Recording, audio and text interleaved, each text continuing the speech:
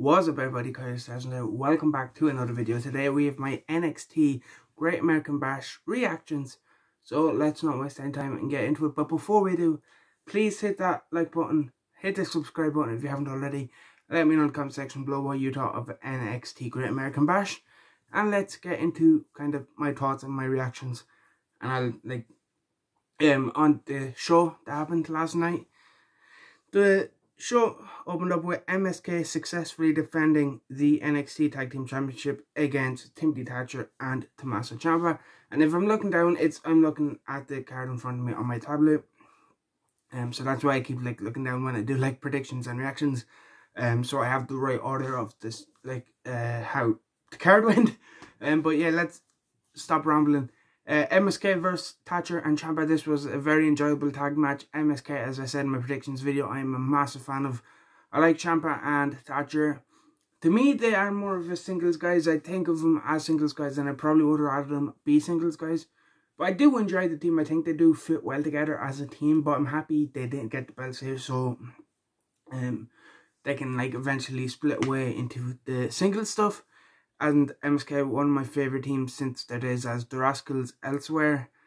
And yeah, so very enjoyable opening contest. MSK got the win with a roll-up.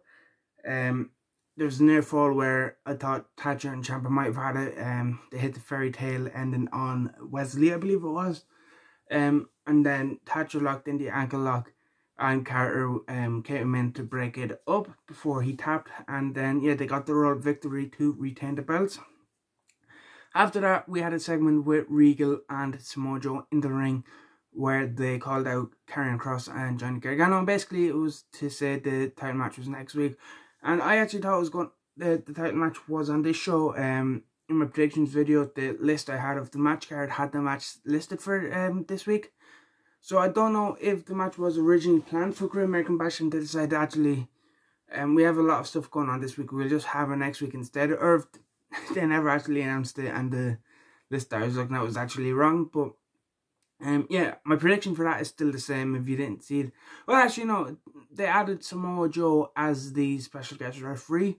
In my predictions I did go for Joe win and then, or not Joe, Gargano win, and then Kross would eventually move up. Maybe he'd have a match with Samoa Joe before moving up, which can happen. I probably still feel along that lines. Maybe Kross and Joe kind of get into it, which they kind of did tease a bit with a stare down because Joe stepped in to stop Kross attacking Gargano.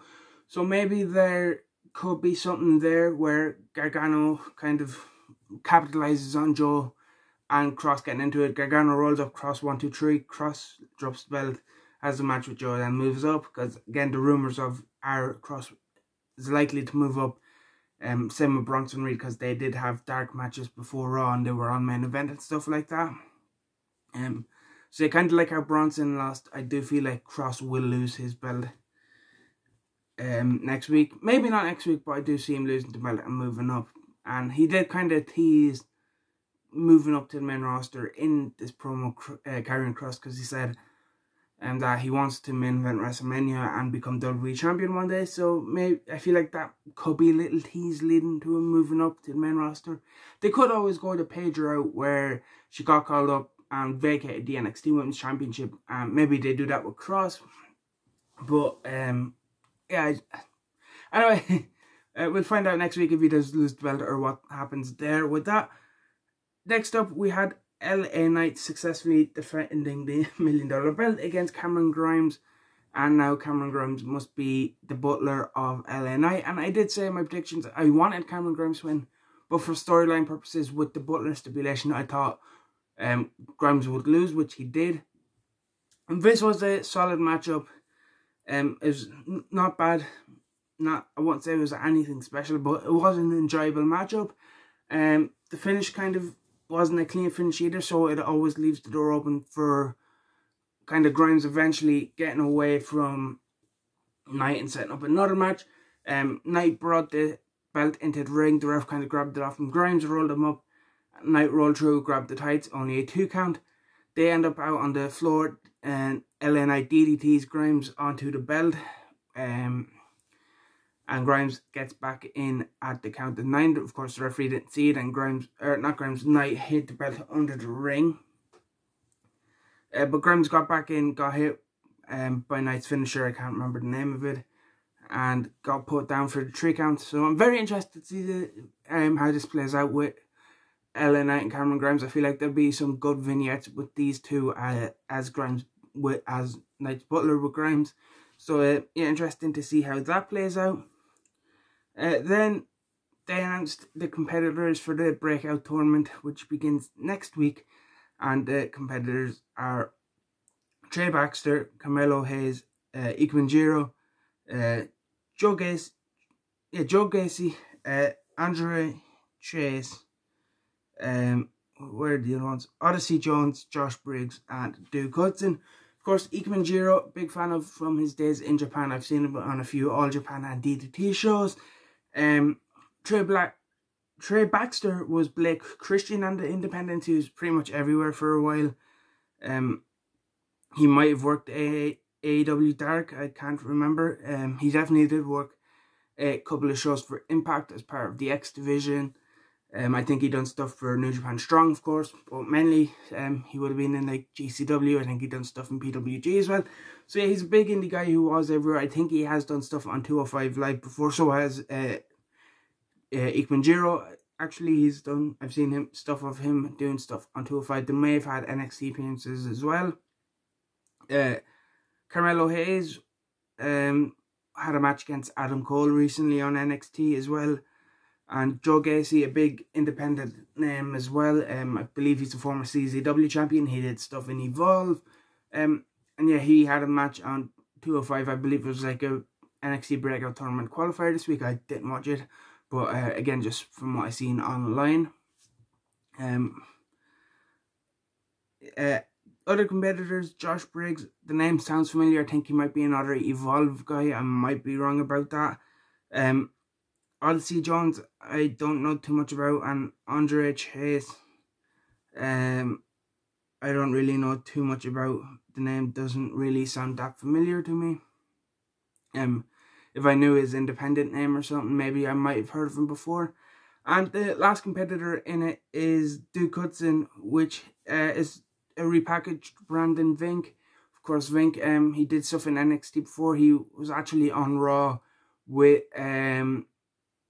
Shane Thorne about this time last year, actually. So yeah, he's been repackaged as Duke Hudson.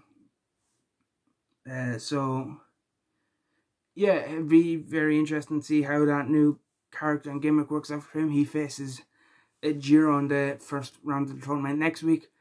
So yeah, then we had the women's tag team titles on the line. Io Shirai and Zoe Stark defeat the Way in Candice LeRae and Indy Hartwell. And if you watch my predictions, you know that I'm a big Io Shirai fan, but I absolutely love Candice LeRae for a long, since her independent days in PWG and stuff.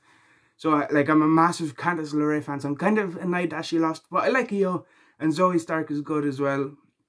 But I just think Indy and Candice have been very entertaining, so I'm sad to see them lose the belts.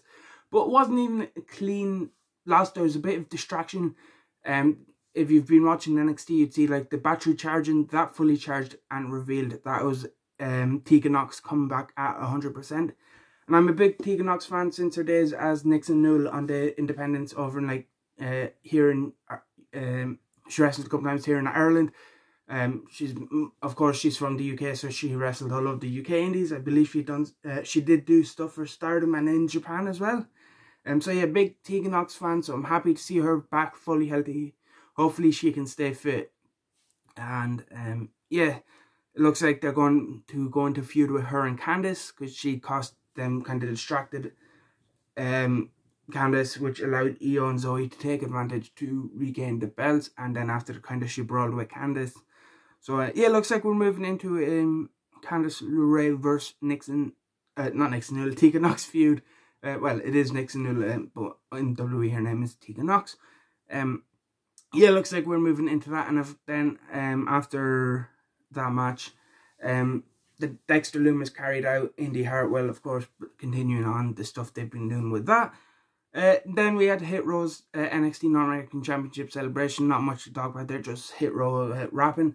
it was a good segment. I really enjoy Hit Row, so yeah, I like that. And then Adam Cole defeats Kyle O'Reilly in the main event.